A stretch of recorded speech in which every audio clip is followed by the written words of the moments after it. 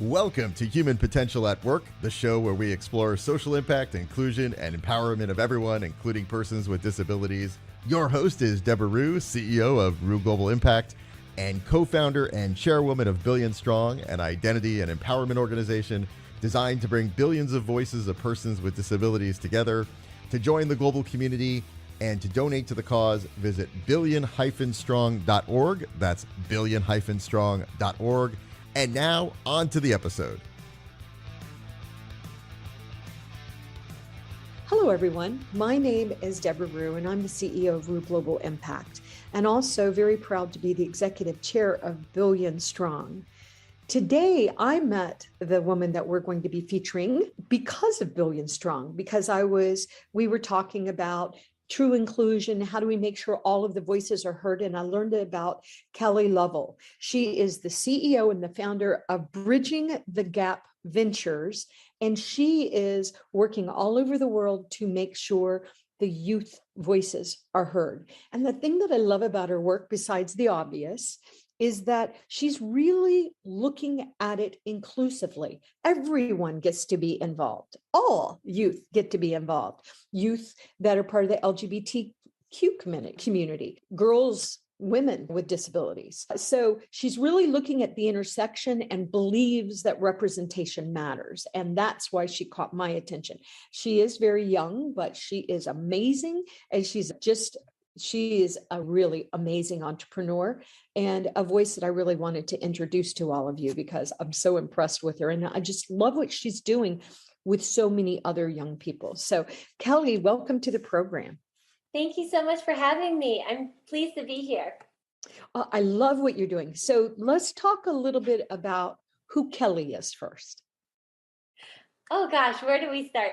My passion is bridging opportunity gaps to prepare young people for the future. So for nearly the last decade, I focus on youth upskilling and youth-led innovation programs and initiatives that specifically look to, one, create inclusive access to education, particularly the skills that are not covered in the schools to prepare us for our future. There's so much new innovation and technologies, and our skills are expiring and changing so rapidly that there's a gap for those who have access to education, and then an even larger gap for those who do not. So my passion has always been on how do we bridge those gaps and make sure young people have the resources, skills, and guidance and knowledge to be able to unlock their keys to this world, because I truly believe youth are the change makers and are here to build the solutions our world needs tomorrow, today. Mm-hmm. And so I live and breathe youth empowerment, future education and innovation. And kind of on how I got there is I've specialized over this last decade on global youth strategy and worked with high-level organizations like the UN or government bodies like G7, G20, and so on global strategy and how do you prepare and address a lot of these skills gaps. Ooh, I know. And you've done it. What else are you going to do with your life? I just love that. I know, Kelly, when I was a young woman around your age, I pretty much felt that the workforce and society was saying, because they were saying it, yeah. You just go sit down and we're going to tell you what to think. But we don't really need your opinion. You're too young. I never felt that my voice was heard as a young woman. And I just thought that was the way it worked because it is the way it worked. But now we see young people stepping up, 11-year-olds stepping up, and Greta, what she's done. I'm really inspired by what I'm seeing from the young people. But Kelly, how would you even know to fight for your voices? Because once again, when I was a young woman, and I'm a baby boomer in my 60s, I mean, we were told specifically, go sit down and be quiet. My father used to say children are supposed to be seen and not heard. But I found that even as a young adult into my 30s, I often was not listened to because I was too young and naive. And at the time, I looked even younger than my actual age, which helps now. Yes. But yeah, so I just want to explore that. And I also want you to talk a little bit about the age group we're talking about, because a lot of people don't understand that the UN considers youth to be, So Yes, now our let you definition take. of youth, one of my mentors told me, and I've never forgotten this quote: age has a biological beginning and social end. Which means depending on where you are in your life, what industry you work in, where you live, young can mean a lot of different things. In some of these, and some of the aging populations, like young can be anyone, like you have young presidents clubs and things like that, they're under 50, right? And then you have other organizations and governments tend to look around 30 and under, but that really broadens in companies to be like 35 and under, because again, how succession works. Young is a subjective term, and I truly believe that I have a mission to, I don't know if there's a little bit of Peter Pan syndrome or something, but I have a mission that I think I want to stay, I aspire to stay young forever and not quote unquote become an adult, because our adult definition is actually the loss of our creative wonder, spark, and imagination. When we look at the most successful leaders and entrepreneurs of the world, they're the ones who have maintained their childlike wonder. Like we just look at Richard Branson, who still kite sails and all those things. Like it's one of those things that innovation is born through imagination, wonder, because wonder supports curiosity. And it's interesting enough that when we've done our most recent upskill programs, part of what Bridging the Gap does is we bring high-level world leaders and experts in their fields in live conversations with young people to truly bridge gaps and give immersive education experiences. And so we've worked with a lot of leaders, including the first UN envoy on youth, the youngest UN official in history. We've worked with the Undersecretary General of the United Nations, and then different experts. And we were in a session with UNESCO, and we're talking about what are the skills for the future. And then all of them are talking about curiosity. They're talking about imagination. These aren't hard skills. It's not coding. It's not these hard skills. It's soft skills that are innately human, that everyone has, but we're not nurturing in today's society. And so going back to your first question, when you were mentioning about your father and how like children are to be seen and not heard and all of these things, my question that came to mind for me was like, but isn't that childlike wonder and joy what our world needs right now? Like in the state of this world, Yes. why should youth think their voice needs to be heard? Why are all these things? At its core, the exact reason why you're saying in the past that you shouldn't be heard is the exact reason why we do need to be heard. Is youth have an unjaded view of the world. They're more likely to question systems that are not working and ask why. And they are still somewhat, not all, depends on their experiences, but ideally are still connected to their imagination in some capacity to be able to look outside the limitations of how we're currently operating in society and see something different. And I think that is what our world needs right now more than ever. I agree. And also, we all understand our world is in big trouble. Okay. And so we need everybody to help. And the young people are the one that are going to have to deal with, the results. So I think more than ever before, we should be listening to young people. I love the examples that you gave, because even though I'm in my 60s, I am young in heart, but I also am very conscious of my age, and that I used to say I'm middle-aged. Are you really middle-aged, Deborah? I don't know. Maybe I'm not middle-aged, but that's not even the point. The point is, how much time do I have left in the world to make sure I'm contributing and making sure you have? One thing that I always say about Dr. Lamondre Pugh, the CEO of Billion Strong, which Kelly and her group is part of Billion Strong, which we're so thrilled. But I didn't make him brilliant. I didn't make him amazing. I didn't make him such a good communicator. But what I did do, Kelly, was I pushed a whole lot of the barriers out of the way so that he could go onto stage, a global stage, and show what he was all about. And that's what you're doing. But you're doing it in a very thoughtful way, in a very interesting technological way as well, and really focusing on the sustainable development goals and things like that, which I appreciate. But at the same time, you want it to be inclusive from a lot of different perspectives, certainly from the diversity, equity, inclusion, but also culturally and things like that. So I wanted you just to talk a little bit about that part of it first, just so that the audience Yes. understands you want every single youth involved in this. Yes, I think you touched on it right there. We don't need to convince young people on the need to save our planet or the value of inclusivity. They know this innately and are advocating sometimes quite vocally for it. What they need are to be elevated on platforms to gain the visibility for the innovation that they're doing and the projects that they're doing, and or tapped into the resources and guidance to be able to channel that passion and energy into a conducive way. And I feel this is where industry and public and private sector kind of can merge, in the sense of you have this bubbling potential of ingenuity and ideas. And if you can just tap into that and give them a track to run on with the right resources, they can help build innovation internally as entrepreneurs, externally within society, however that might be.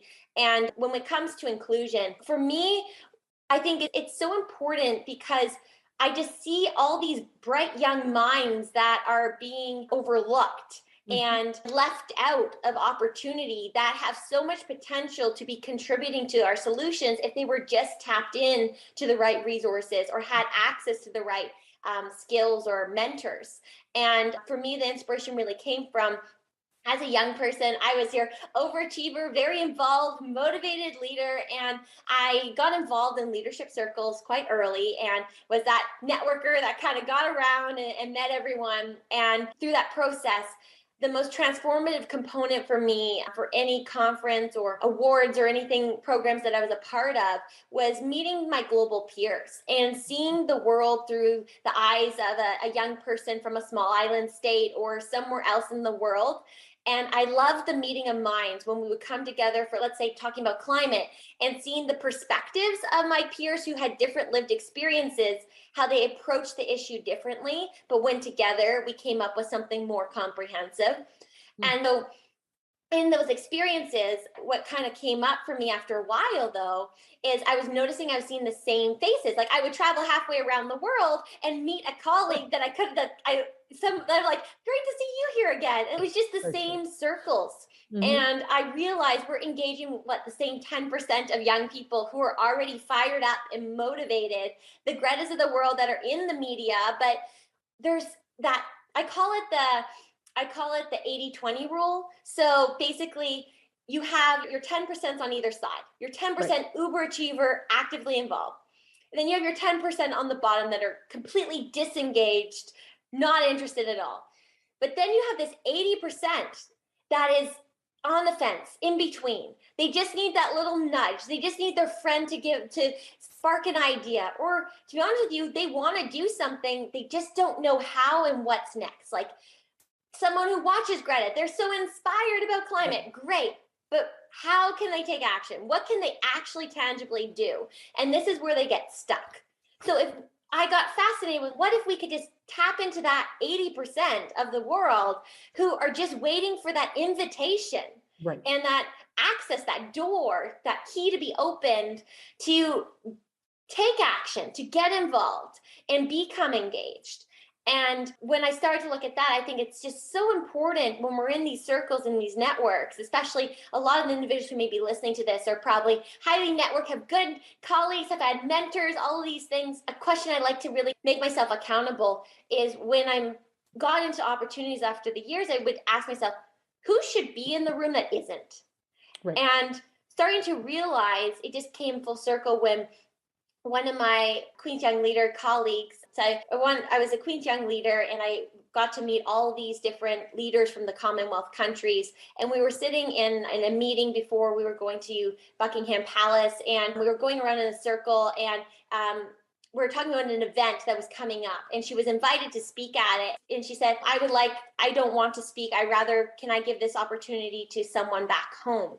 Because she came from a small island state where a lot of these youth didn't have exposure to any of these experiences. And she mentioned how if I bring someone else, like I've already experienced this, so I will go back and have my impact. But if someone else gets that experience, the impact that they will have in their village and in their community to share it, to share that inspiration will be so much more impactful than me just doing another thing. And that's where like the light bulb moment hit. And I was like, yes, this is what we need. We need to be creating opportunities for participation for individuals who are not normally in the room, because I can guarantee you, we start to zone things out and we become desensitized to the opportunities and the value of those opportunities the more we participate in them. So when we go to a conference, I don't know how many listeners, when they go to a conference, I really want to ask you, do you actually listen to every single panel and session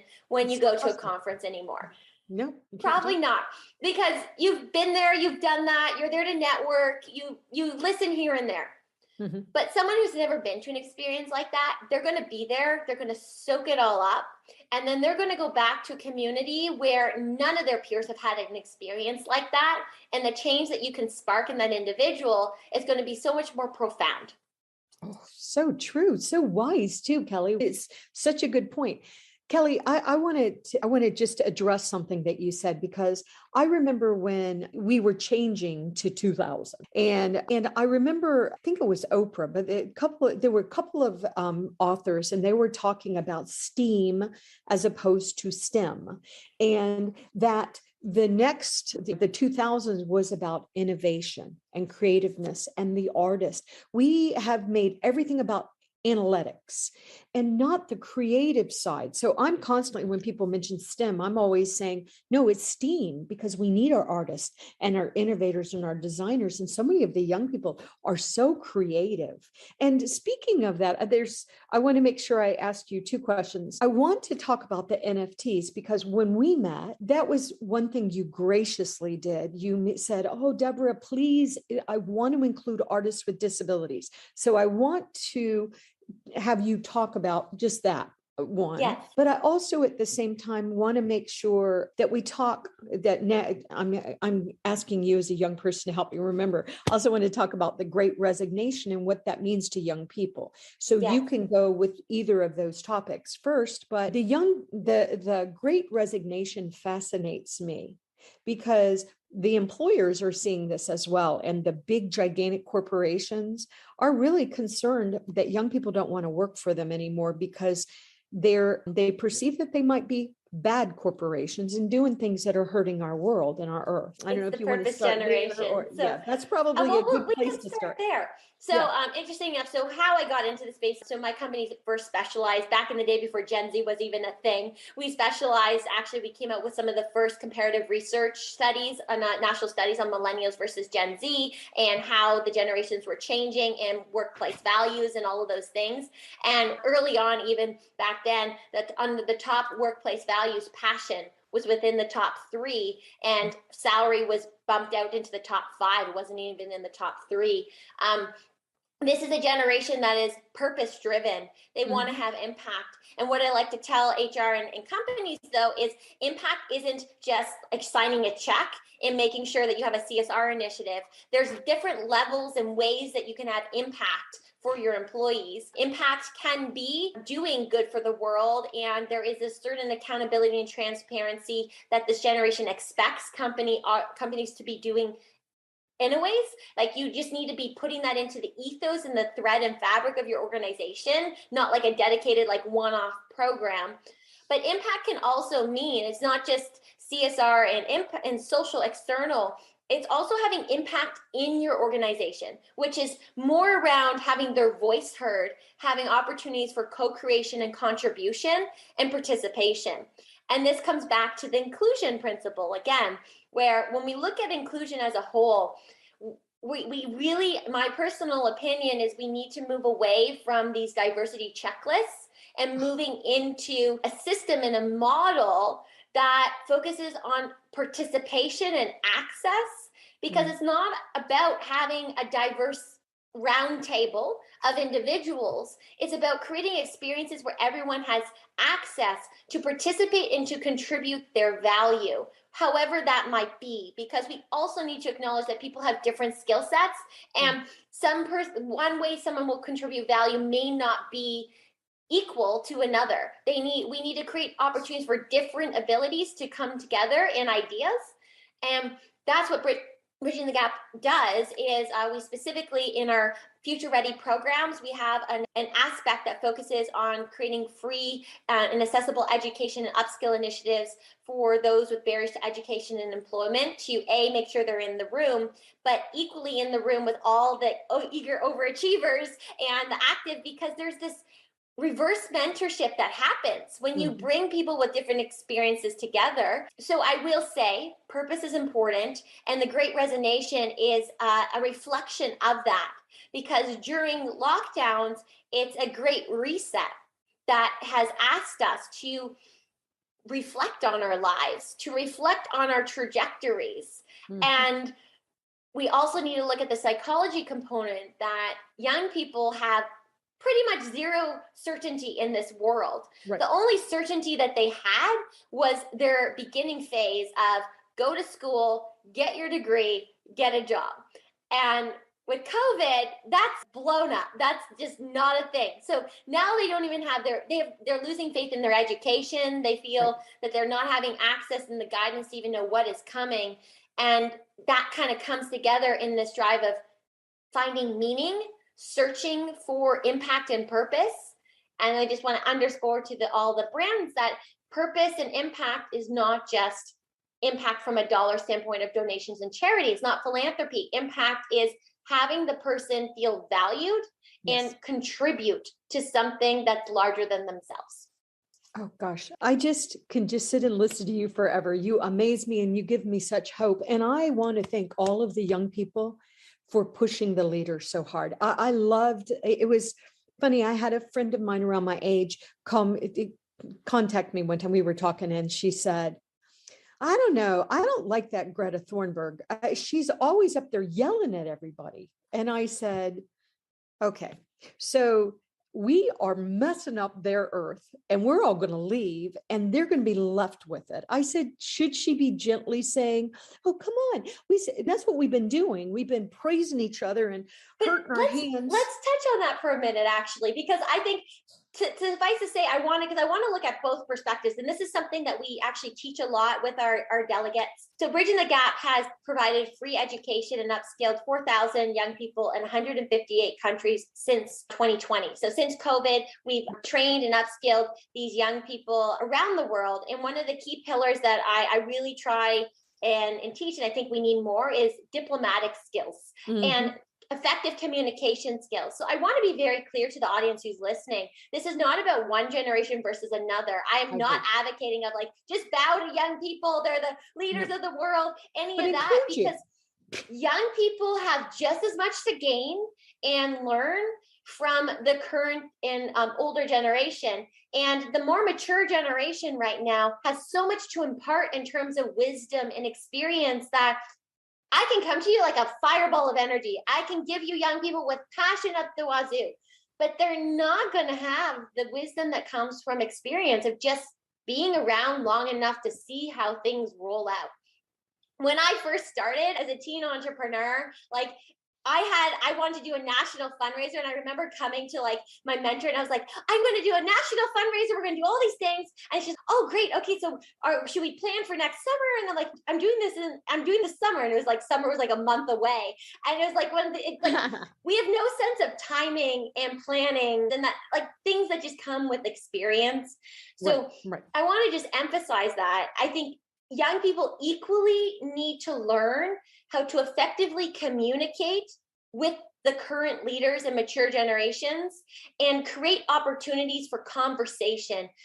We're becoming so polarized where it's a he said, she said, they're right, they're wrong, they're the evil ones, I'm boycotting them. We get into these mentalities where we want to draw lines so quickly.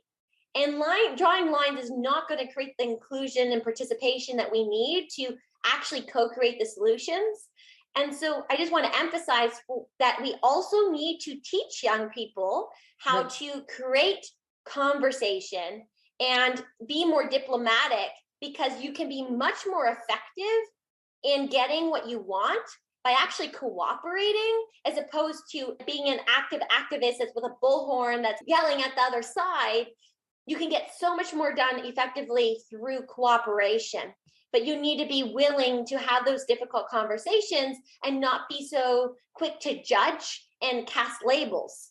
And so I'd say it's across generations, we need to learn this, and not just once. I agree. And I know that I'm keeping you longer than I said I would, but I could talk to you all day long. But what I'm really, one thing that I would like to understand, and I'm sure the audience would as well. So once again, we are thrilled that she is part of Billion Strong, just that this organization, we really love this organization, but there are a lot of corporate leaders that watch this show, a lot, and also a lot of disability persons groups and individuals. But speaking to the corporations, why do they need to bring your company in to help them? And I'm just going to be a little tongue in cheek here and say, because can't they just create a youth ERG and be done? Young people are coming. I know I'm being definitely a little bit sarcastic, but how do we really include young people?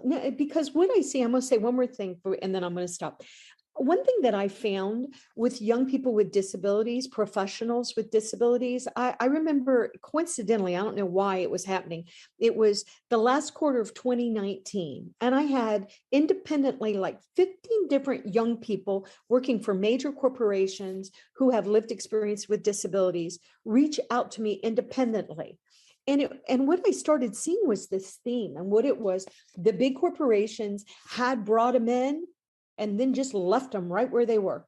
They didn't give them any support. They didn't give them any kind of training or professional development. They just felt like tokenism. So I just thought I would throw that out for you. Of course. Well, so my answer would be 3 words: trust, authenticity, and the next is connection / time is what I'm just going to say there, and I'll elaborate. So the first is, to your point, Gen Z are a very fickle generation. They don't trust brands. There needs to be transparency there in any kind. To your point, it will look at like tokenism, when you're coming out and you're just doing a token panel or an initiative there's greenwashing. There's also that with just accessing youth and inclusion. And so they see through that, and you're not going to get an authentic connection.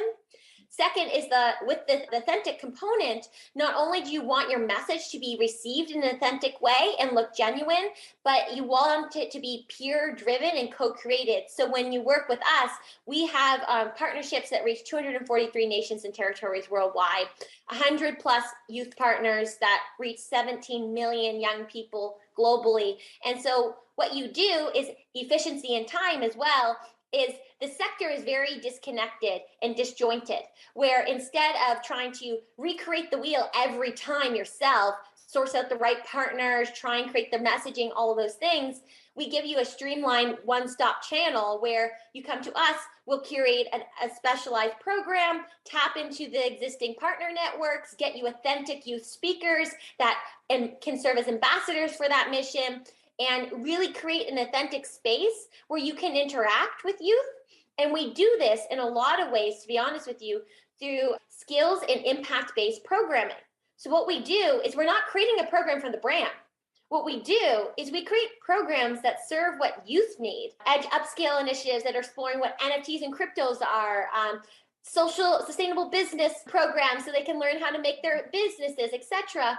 And we integrate in the brands in an authentic way. So it's not like the brand's advertising to the youth. Instead, they get quality talent interactions, and they build relationships with youth in a way where they're open to receive that, because the what's in it for me is being catered and answered in a very genuine way.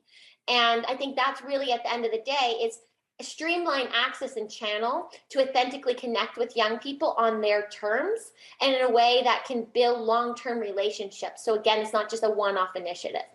Oh, it's so powerful. And we are just so excited that you are doing this work, and that so many young people with different abilities are engaged with it. So it's very exciting. Okay, Kelly, tell the audience how they can contact you. Yes, How can they find about your work? Are you on social media? Obviously, I'm being sarcastic now. Okay. Of course, I would love to hear any feedback. I'm on everyone's social media. It's the same handle, Kelly A. Lovell, and my last name's Love with 2 L's on the end, so easy to remember. So you can find me anywhere on that. And then for Bridging the Gap, we are bridgingthegap.com. We are Bridging the Gap on Instagram and so on. You can check out some of our initiatives. We have a very big marquee initiative that we do every year called Younga, which is a global forum that happens alongside the United Nations Global Goals Week every year that activates youth. So lots of really great activation points, both from a media visibility standpoint for brands who want to get in front of Gen Z and audiences, and then from a talent standpoint who want to tap into diverse and inclusive talent pools of emerging young talent through our skills and future ready programs. And is your organization a for-profit or is it a nonprofit? I've just never asked you that. We're a social enterprise. I really believe that's the future of all business.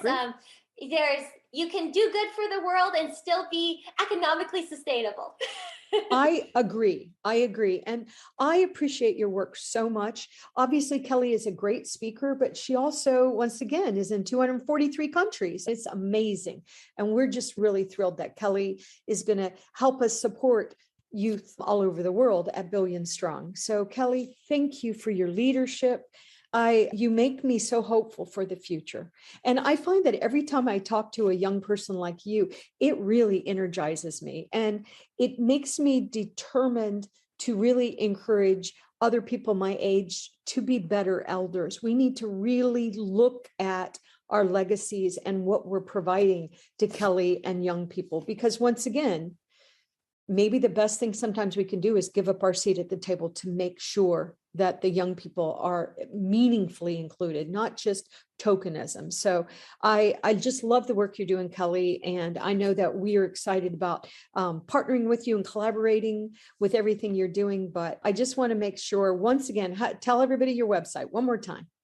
We are bridgingthegap.com and Kelly A. Lovell on all social media. And then youngaforum.com is our big marquee initiative if you want to check that out. But I just want to take a minute, Deborah, to also just acknowledge you and just emphasize with the theme that we were talking about.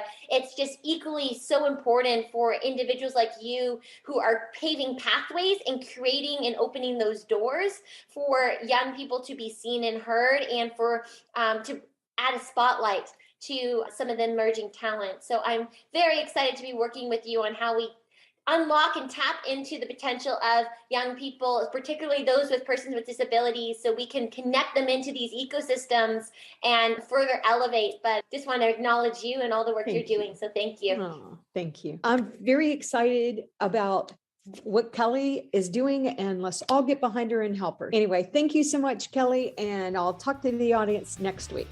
Thank you. You've been listening to Human Potential at Work. To learn more about Rue Global Impact, visit rueglobal.com. And to learn more about Billion Strong, an identity and empowerment organization designed to bring the billions of voices of persons with disabilities together, you can join the global community and donate at billion-strong.org. That's billion-strong.org.